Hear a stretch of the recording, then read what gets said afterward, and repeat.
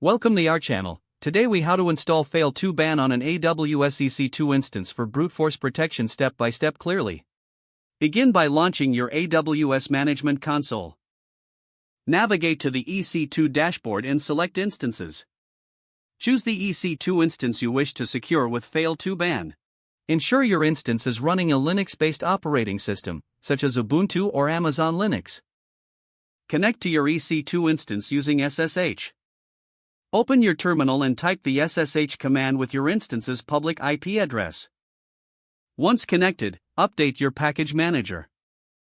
For Ubuntu, run sudo apt update.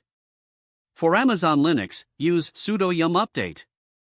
Next, for Ubuntu, execute sudo apt install Fail2ban. For Amazon Linux, try sudo yum install Fail2ban. You can do this by executing sudo systemctl status Fail2ban. If it's not running, start the service with sudo systemctl start. These are typically found in the /etc/fail2ban/ directory. Open the default configuration file using a text editor.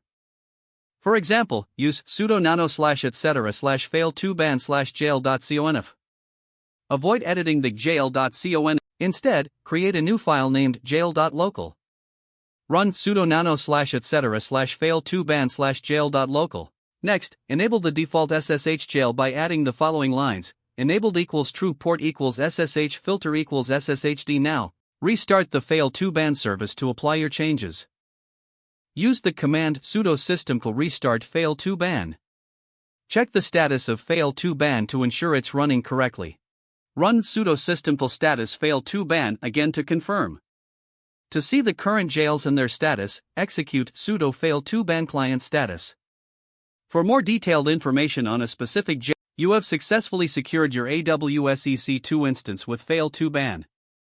If the page does not load, refresh the browser or try again in a private or incognito window. Make sure you are using the correct email address, then retype it carefully to avoid small typos. If your password is not accepted, use the reset option and create a new strong password you can remember. Check your spam folder for verification or security emails, then complete any requested confirmation steps. Enable two-factor authentication if available to improve account security and reduce unauthorized access risk. After signing in, review your profile details so your contact information and settings are accurate and current. If you see an error message, note it down and try again after restarting your device and internet connection. Log out when you finish, especially on shared devices, to keep your account and payment information secure. If the page does not load, refresh the browser or try again in a private or incognito window. Don't forget to like this video and subscribe to our channel for more step-by-step tech guides.